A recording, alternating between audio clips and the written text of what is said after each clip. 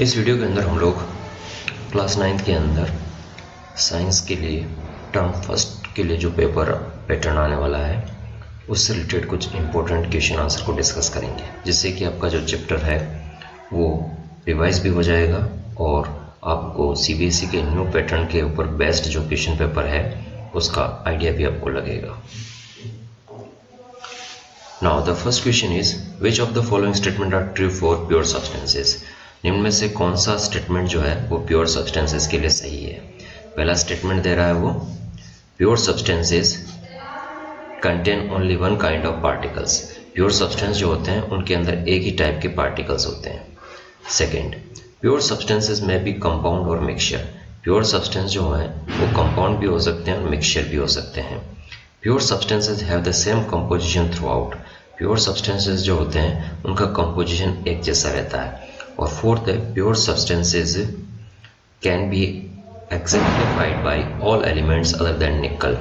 Pure substances जो होते हैं वो एलिमेंट्स होते हैं सिवाय निकल के। तो देखिए निकल भी खुद अपना एक एलिमेंट है और निकल का जो सिंबल होता है वो होता है Ni। ठीक है, तो ये स्टेटमेंट तो आप करोगे।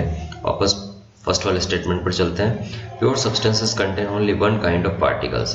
प्योर सब्सटेंसेस के अंदर एक ही टाइप के पार्टिकल्स होते हैं, that is correct.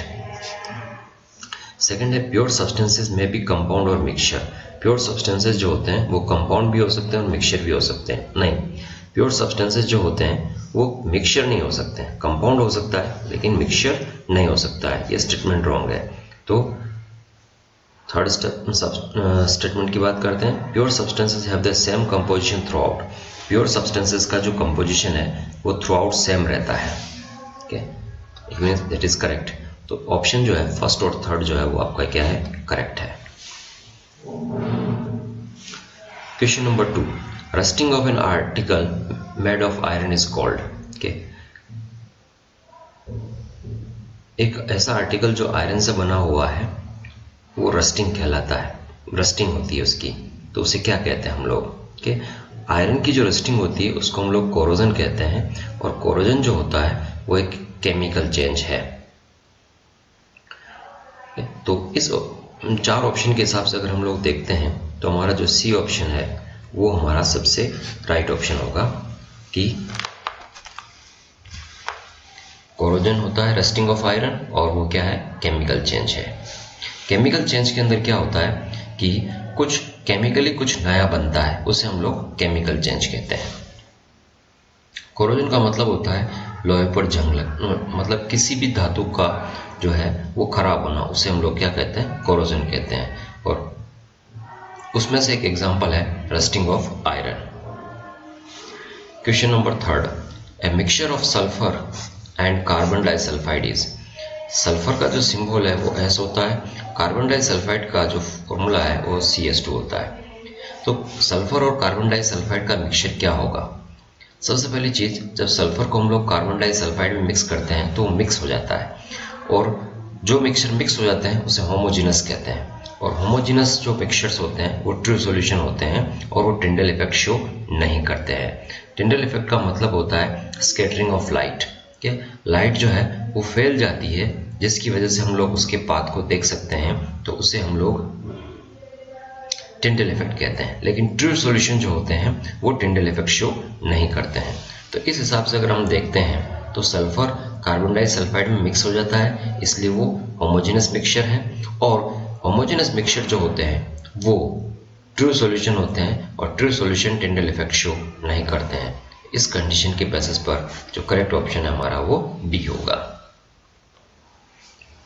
Question number 4, tincture of iodine. सबसे पहले हम बात करते हैं टिंक्चर ऑफ आयोडीन। ये मेडिकल फील्ड में काम आने वाले मेडिसिन है।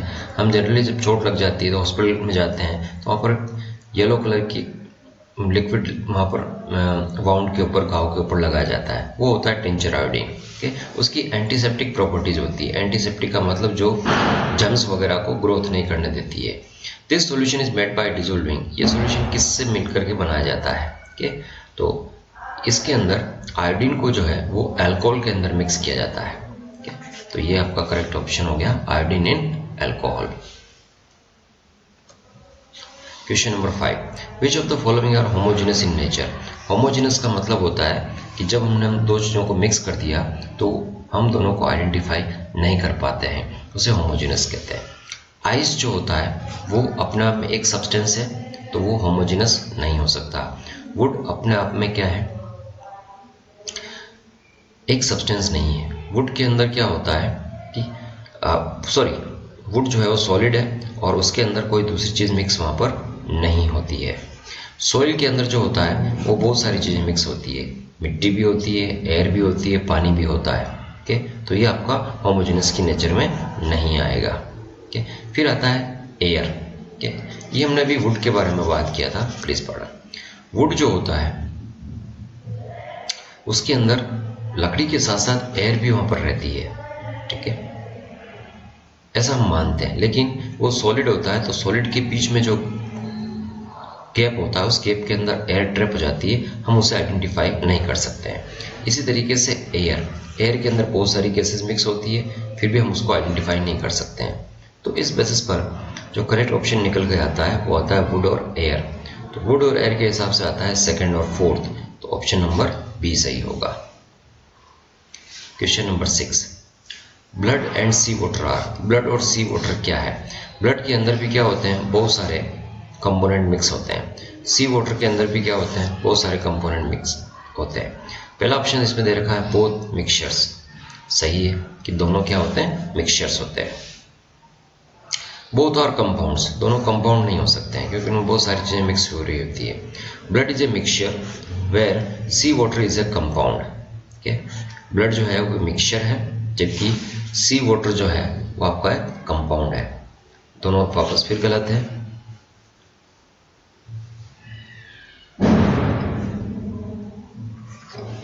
D, blood is a compound and sea water is a mixture. ठीक है, ब्लड कंपाउंड नहीं है, ब्लड भी एक तरह का क्या है, मिक्सचर है, होमोजेनस मिक्सचर है। तो करेक्ट आंसर जो है आपका वो क्या आता है, both are mixtures. Question number 7, sol and gel are example of. सबसे पहले हम बात करते हैं सोल और जेल जो होते हैं वो कोलॉइड होते हैं। कोलॉइड किसे कहते हैं? बेसिक जो पैरामीटर है कोलॉइड को डिफाइन करने का, उसके जो पार्टिकल्स होते हैं कोलॉइड के वो 1 नैनोमीटर से 1000 नैनोमीटर के बीच में होते हैं, उसे हम लोग कोलॉइड कहते हैं। ठीक है, सोल और जेल भी जो है वो कोलॉइड के टाइप है। सोल के अंदर क्या होता है कि सॉलिड जो होता है वो लिक्विड के अंदर डिसॉल्व रहता है, और जेल के अंदर जो होता है वो लिक्विड सॉलिड के अंदर डिसॉल्व रहता है। तो इस बेसिस पर जो करेक्ट आंसर आपका आता है वो बी आता है कि सोल क्या है, सॉलिड लिक्विड कॉलॉइड है, जबकि जेल क्या है, लिक्विड सॉलिड कॉलॉइड है।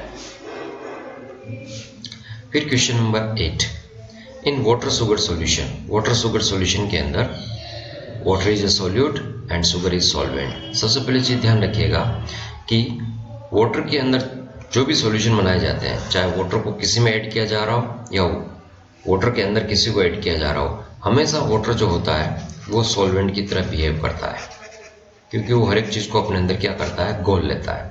और ऐसा सब्सटेंस जो दूसरे कंपाउंड को अपने अंदर मिक्स कर लेता है उसे सॉल्वेंट कहते हैं, और जो मिक्स होता है उसे हम लोग सोल्यूट कहते हैं। तो इस वाटर शुगर सॉल्यूशन के अंदर शुगर जो है वो आपका सोल्यूट होगा और वाटर जो है वो आपका सॉल्वेंट होगा। तो इस बेसिस पर जो करेक्ट आंसर है वो आपका बी बनता है कि वाटर सॉल्वेंट है और शुगर जो है वो सोल्यूट है। सॉल्वेंट और सोल्यूट जो होते हैं वो किसी भी सॉल्यूशन के दो इंपॉर्टेंट कंपोनेंट होते हैं, कि सोल्यूट जो कम मात्रा में होता है, सॉल्वेंट जो ज्यादा मात्रा में होता है। Question number 9, boron and carbon are. कि बोरोन और कार्बन क्या है? बोरोन का सिंबल होता है बी और कार्बन का सिंबल होता है सी। ठीक है, बोरोन जो है वो मेटलॉइड होता है और कार्बन जो है वो नॉन मेटल होता है। तो करेक्ट ऑप्शन आपके पास मेटलॉइड और नॉन मेटल है। मेटलॉइड की प्रॉपर्टी जो होती है वो मेटल और नॉन मेटल दोनों का मिक्सअप होती है। Question number 10, which of the following are physical changes. कि फिजिकल चेंज कौन सा है? फिजिकल चेंज के अंदर क्या होता है कि सिर्फ फिजिकल स्टेट चेंज होती है, केमिकली कुछ भी नया नहीं बनता है। जैसे melting of iron metal, iron को हीट किया और वो मेल्ट हो गया। आयरन सॉलिड स्टेट में होता है, हीट करने से वो लिक्विड स्टेट में आ जाएगा, तो सिर्फ फिजिकल स्टेट चेंज हुआ है। रस्टिंग ऑफ आयरन, या अभी हमने पढ़ा था, rusting of iron is a chemical change. Bending of an iron rod, एक आयरन की रोड है जिसको आपने बेंड कर दिया है, तो बेंड करने से क्या हुआ, सिर्फ उसका शेप चेंज हुआ, केमिकल उसमें कोई चेंजेस नहीं हुआ। Dropping a wire of iron metal, के आयरन मेटल में से हमने उसके तार खींच लिए तो उससे तार बनाए। इस प्रॉपर्टी को हम लोग कहते हैं डक्टाइलिटी। जब किसी मेटल में से हम लोग वायर बनाते हैं तो उसको हम लोग कहते हैं डक्टाइलिटी। ठीक है, तो हमें यहाँ पर फिजिकल चेंजेस के बारे में पता करना था कि कौन सा फिजिकल चेंज है। तो रस्टिंग ऑफ आयरन जो है वो केमिकल चेंज है, बाकी तीनों जो हैं वो आपके फिजिकल चेंजेस हैं। तो फर्स्ट, थर्ड एंड फोर्थ।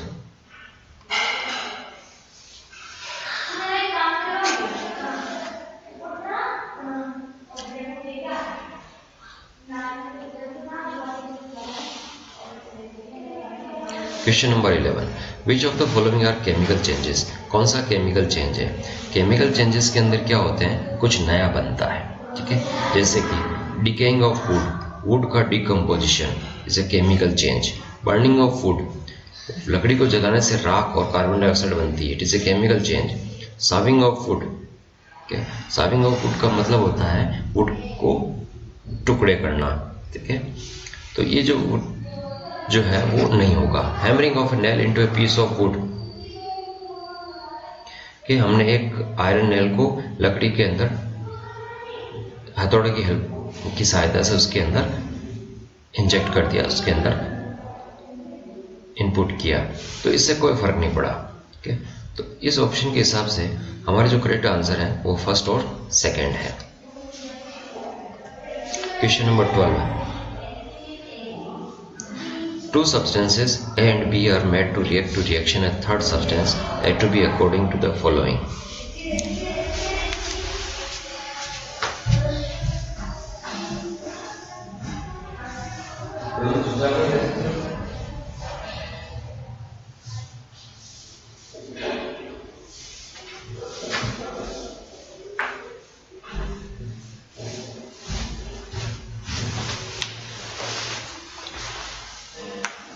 फिर इसके बाद जो नेक्स्ट क्वेश्चन है हमारे सामने, question number 12, two substances A and B were made to reaction a third substance A to B according to the following. A और बी आपस में रिएक्ट करके A to B बना रहे हैं। Which of the following statements concerning this reactions are incorrect? कौन सा statement जो है वो इस रिएक्शन से रिलेटेड जो है वो इनकरेक्ट है? रिएक्शन किसे कहते हैं हम लोग? केमिकल रिएक्शन के अंदर क्या होता है, कुछ नया बनता है। आप इसमें देख रहे हैं कि ए और बी मिलकर के A to B बना रहे हैं, तो केमिकली कुछ नया बन रहा है, तो केमिकल रिएक्शन कहलाती है। केमिकल रिएक्शन के अंदर जो एरो साइन होता है उसके लेफ्ट हैंड साइड में जो सब्सटेंस होते हैं, जो पुराने सब्सटेंस हैं, ओल्ड सब्सटेंसेस, उनको रिएक्टेंट कहा जाता है, और जो नए सब्सटेंसेस होते हैं उनको प्रोडक्ट कहा जाता है। चलिए, the product A to B shows the properties of substances A and B। A to B जो है वो प्रॉपर्टी शो करेगा A और B की। नो फ्रेंड्स, जब कोई मॉलिक्यूल बन जाता है, केमिकली कुछ नया बन जाता है, तो उसके अंदर जो भी एलिमेंट होते हैं उनकी प्रॉपर्टी वो शो नहीं करेगा। तो पहला स्टेटमेंट जो है वो आपका इनकरेक्ट है। दूसरा, the product will always have a fixed composition. Product का हमेशा एक फिक्स्ड कंपोजिशन होता है। बिल्कुल, प्रोडक्ट जो भी बनेगा वो फिक्स कंपोजिशन में बनेगा। The products of form can not be classified as a compound. जो प्रोडक्ट बनता है उसको हम लोग कंपाउंड की फॉर्म में क्लासिफाई नहीं कर सकते हैं, बिल्कुल कर सकते हैं। ठीक है, कंपाउंड किसे कहते हैं? एज ए प्योर सब्सटेंस जिसमें एक से ज्यादा टाइप के क्या होते हैं, एलिमेंट होते हैं, उसे कंपाउंड कहते हैं। The products of form is an element. जो प्रोडक्ट यहाँ पर बना है वो एक एलिमेंट है, वो एक एलिमेंट नहीं है। यहाँ पर जो प्रोडक्ट बन रहा है वो एलिमेंट नहीं है, क्योंकि एलिमेंट के अंदर क्या होते हैं, एक ही टाइप के पार्टिकल्स होते हैं। ठीक है, तो ये चार स्टेटमेंट हमने स्टडी कर लिए। अब हमको इसके अंदर इनकरेक्ट पता लगाना था। तो the product will always have fixed composition, ये तो सही है। ठीक है, तो इसको हमने यहाँ से रॉन्ग कर दिया। तो तीन स्टेटमेंट ऐसे थे जो गलत हैं, फर्स्ट, थर्ड और फोर्थ। तो इस बेसिस पर जो करेक्ट आंसर है वो आपका है B. Question number 13, two chemical species X and Y combine together to form a product P which contains both X and Y। X और Y आपस में मिलकर के क्या बना रहे हैं, P बना रहे हैं।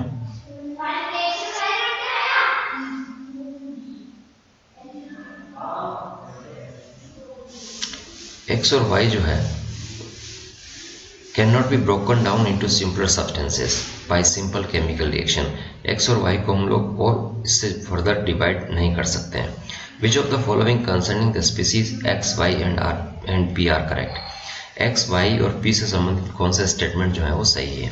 P is a compound, P एक कंपाउंड है। अभी हमने बात किया था कि कंपाउंड जिसके अंदर दो या दो से ज़्यादा एलिमेंट होते हैं, जैसे एक्स और वाई इसमें बताया गया था, तो पी जो है उसमें एक्स भी और वाई भी है। X and Y are compounds, X और वाई क्या है, कंपाउंड है। एक्स और वाई कंपाउंड नहीं है क्योंकि दोनों के अंदर एक ही टाइप के एलिमेंट है, और जिसके अंदर एक ही टाइप के एलिमेंट्स होते हैं उसे हम लोग, एक ही टाइप के पार्टिकल्स होते हैं उसको हम लोग एलिमेंट्स कहते हैं। तो ये स्टेटमेंट जो है वो आपका गलत है। एक्स और Y are element, that is correct. P as a fixed composition, कोई भी कंपाउंड जब बनता है तो उसका कंपोजिशन फिक्स होता है, दैट इज करेक्ट। तो अब हमारे पास में 3 स्टेटमेंट जो है वो सही आए, फर्स्ट, थर्ड और फोर्थ। देखते हैं कहाँ पर है फर्स्ट, थर्ड और फोर्थ। तो ऑप्शन नंबर डी जो है वो आपका करेक्ट होगा। Question number 14, which of the following methods would you use to separate cream from milk. कौन सा मेथड आप जो है वो मिल्क में से क्रीम को सेपरेट करने के लिए करेंगे। देखिए, पहला मेथड याद रखा है फ्रैक्शनल डिस्टिलेशन। फ्रैक्शनल डिस्टिलेशन का इस्तेमाल वहाँ किया जाता है जब दो लिक्विड एक दूसरे के अंदर कंप्लीटली क्या होते हैं, मिसिबल होते हैं। मिसिबल का मतलब होता है मिक्स होना। फिर दूसरी चीज, ऐसे लिक्विड जिनके बॉइलिंग पॉइंट में 25 डिग्री सेल्सियस से कम का डिफरेंस होता है उसको हम लोग फ्रैक्शनल डिस्टिलेशन से सेपरेट कर सकते हैं। ओके, तो यहाँ पर मिल्क और क्रीम है, उनको हम लोग सेपरेट नहीं कर सकते हैं। दूसरा आता है डिस्टिलेशन। डिस्टिलेशन जो है वो भी दो मिसिबल लिक्विड्स को सेपरेट करने के काम में आता है, जिसमें बॉइलिंग पॉइंट का डिफरेंस जो होता है वो मोर देन 25 डिग्री सेल्सियस होता है। चलिए, ये मेथड भी यहाँ पर एप्लीकेबल नहीं होगा क्योंकि क्रीम जो सॉलिड है, मिल्क जो यहाँ पर लिक्विड है। सेंट्रीफ्यूजेशन, सेंट्रीफ्यूजेशन का इस्तेमाल हम लोग soluble solid in a liquid, किसी लिक्विड के अंदर जब सोल्यूबल सॉलिड होता है, कोई सॉलिड मिक्स हो रहा होता है, उसको सेपरेट करने में काम लेते हैं। ये हमारा सेंट्रीफ्यूजेशन है। फिर आता है फिल्ट्रेशन। फिल्ट्रेशन का इस्तेमाल तब किया जाता है जब हम लोग किसी सॉलिड पार्टिकल्स को लिक्विड में से सेपरेट करना होता है। तो यहाँ पर जो करेक्ट आंसर है वो बनेगा centrifugation. Question number 15, cooking of food and digestion of foods are, कि फूड का पकना और फूड का डाइजेशन जो है वो किस टाइप का प्रोसेस है। Both are physical process, physical process नहीं है। Both are chemical process, yes, both are chemical process. Question number 16, mercury and bromine are both. Mercury का सिंबल होता है Hg, it is a metal. Bromine का symbol होता है Br, it is a non metal. और mercury और bromine जो होते हैं वो दोनों ही रूम टेम्परेचर के ऊपर लिक्विड होते हैं। तो करेक्ट आंसर जो है आपका क्या है, वो लिक्विड है।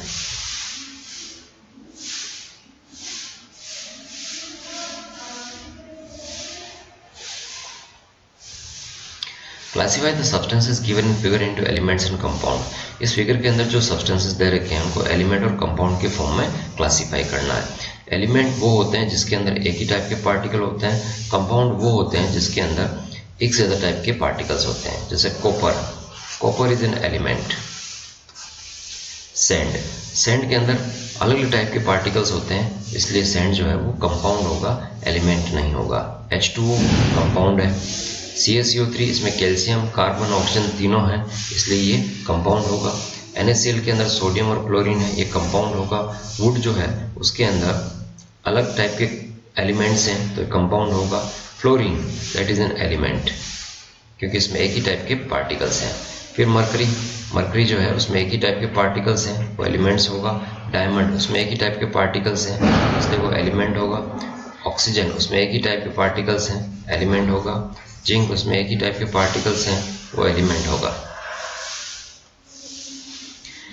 ये पजल दे रखा है, इस पजल को पूरा करने के लिए नेक्स्ट स्लाइड के ऊपर प्रोसेस दे रखा है, processing of separating two miscible liquids. दो मिसिबल लिक्विड को सेपरेट करने का प्रोसेस। वापस बैक चलते हैं 1 नंबर पर, up to down, that is distillation. Technique of separating cream from milk. 2, centrifugation. Method of separating salt from sea water, sea water में से सॉल्ट को सेपरेट करना है, दैट इज क्रिस्टलाइजेशन। थर्ड 1 2 3 या evaporation. Okay, across method of purifying solids, solid को purify करने का method. Fourth number पर crystallisation, process of changing a solid directly into gaseous state, that is sublimation. Fifth number, sublimation. Technique of separating two or more colors of the dye. Dye का मतलब होता है colour substances. ठीक है, तो colour substances को जब mix करना होता है तो उसके लिए हम लोग क्रोमेटोग्राफी का इस्तेमाल करते हैं। तो 6 नंबर पर जो है वो यहाँ पर आपका आएगा chromatography. A method of separation of insoluble solid from a mixture. Okay? Mixture में से इनसोल्युबल सॉलिड को सेपरेट करना है तो उसके लिए हमारे पास आता है filtration. Fill in the blanks. A colloid is a mixture and its component can be separated by the technique known as. एक कोलॉइड जो होता है वो एक हेट्रोजेनस मिक्सचर होता है। ठीक है, हेट्रोजेनस मिक्सचर होता है और उसके कंपोनेंट को हम लोग जो है वो फिजिकल मेथड से क्या कर सकते हैं, सेपरेट कर सकते हैं। Ice, water and water vapour look different and display different properties but they are the same. Ice का फॉर्मूला जो है वो होता है H2O, वाटर का फॉर्मूला होता है H2O, वाटर वेपर का फॉर्मूला होता है H2O। तीनों का केमिकल फॉर्मूला सेम होता है लेकिन उनकी फिजिकल प्रॉपर्टीज डिफरेंट होती है। तो तीनों की फिजिकल प्रॉपर्टीज डिफरेंट होती है लेकिन केमिकली क्या होते हैं, सेम होते हैं। A mixture of chloroform, chloroform का फॉर्मूला होता है CHCl3 and water taken in A separating funnel. Separating funnel में क्लोरोफॉर्म और वाटर का मिक्सचर लिया है, मिक्स किया है और थोड़ी देर के लिए उसको अनडिस्टर्ब छोड़ दिया। The upper layer in the separating funnel will be of. Separating funnel का इस्तेमाल हम लोग तब करते हैं जब दो इमिसिबल लिक्विड्स को सेपरेट करना होता है। क्लोरोफॉर्म जो होता है वाटर के अंदर मिक्स नहीं होता है और क्लोरोफॉर्म की ये जो सेपरेटिंग फनल मेथड है ये एक्चुअली डेंसिटी के ऊपर बेस्ड होता है। जिसकी डेंसिटी कम होती है वो अपर लेयर पर रहता है, जिसकी डेंसिटी ज़्यादा होती है वो लोअर लेयर पर रहता है। क्लोरोफॉर्म का डेंसिटी कम होता है, वाटर का डेंसिटी ज़्यादा होता है, इसलिए अपर लेयर के अंदर जो होगा वो क्लोरोफॉर्म होगा और लोअर लेयर के अंदर जो होगा वो वाटर होगा। ए मिक्सचर ऑफ 2 और मोर मिसिबल लिक्विड्स। मिसिबल लिक्विड्स का मीनिंग होता है ऐसे लिक्विड जो एक दूसरे के अंदर कंप्लीटली क्या होते हैं, मिक्स हो जाते हैं। For which the difference in the boiling point is less than 25 kelvin. Boiling point is a temperature at which the vapor pressure of a liquid becomes equal to the atmospheric pressure। उसे हम लोग boiling point कहते हैं। और temperature को express करने के लिए हमारे पास 3 यूनिट होती है, एक होता है केल्विन, एक होता है डिग्री सेल्सियस, एक होता है डिग्री फ़ारेनहाइट। तो ऐसे लिक्विड जिनके बॉइलिंग पॉइंट में 25 केल्विन से कम का डिफरेंस होता है उसको सेपरेट करने के लिए हम लोग फ्रैक्शनल डिस्टिलेशन यूज करते हैं।